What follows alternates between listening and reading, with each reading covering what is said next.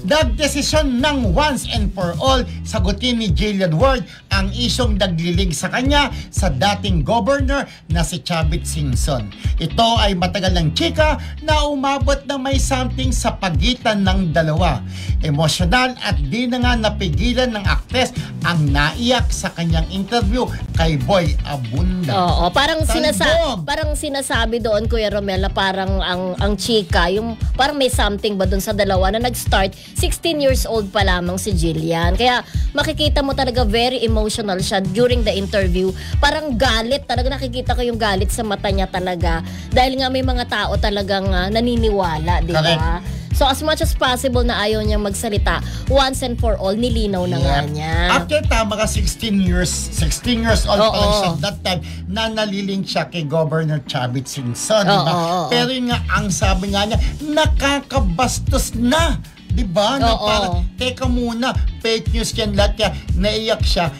Pero ito po, yung mga sinasabi kasi alam naman natin na yayamanin itong si Governor Chavit. Kumbaga, can afford siya magbigay ng mga material na bagay kay Jillian. At ang sabi nga, friendship, yun daw luxury car at saka mamahaling gamit daw ay bigay kay Jillian ni Governor Chavit. At paano daw mangyayari yon? Never silang nag-meet, diba? Never pa silang nagkita. Yes, never silang nagkita. Diba? So parang ang sabi nga niya, teka, hindi naman po sa pag-ano, can afford naman ako. Actually, bata pa si Jillian. Ikaw makakapagsabi kasi bata pa lang, kinakandong mo pa lang yan. Kilala mo na yan, diba? Nung birthday ko, nung mukhang manika.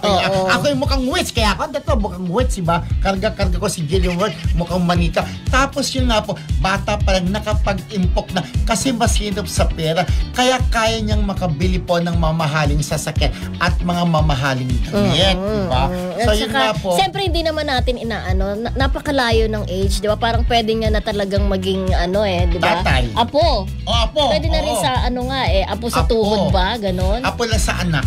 Kasi apo sa tuhod, napakalayo, no? Una nang dinenay, una nang dinenay yan ni Governor Chavit na hindi totoo yan. At eto nga, si Jillian naman na nagsabi at nagsasalita ngayon dahil hindi nga po namamatay ang issue na yan. Oo, na parang sabi niya, kasi nung in-interview siya before, ang sabi daw, huwag ka na mag-explain kasi kapag ka hindi totoo, manahimik ka lang para hindi pa lumaking issue. Yes. Isa magdaldal ka na magdaldal, syempre andyan yung tanong ng mga tao. So, nung hindi siya nagsasalita po, lalo nag-resurface daw. Tuloy-tuloy na. So, yun nga po, once and for all, nilinaw niya na si Jillian na walang katotohanan yung tungkol sa kanila ni Chavit Singson. Okay. Diba? Kaya sabi nga niya, nakakabastos, sabi ni Jillian, di ba? So, yun po, sana po, kasi mga tao naniniwala yung friendship. Yes. Kung ano yung naririnig nila, ano nababasa nila, pinaniniwalaan ng mga tao.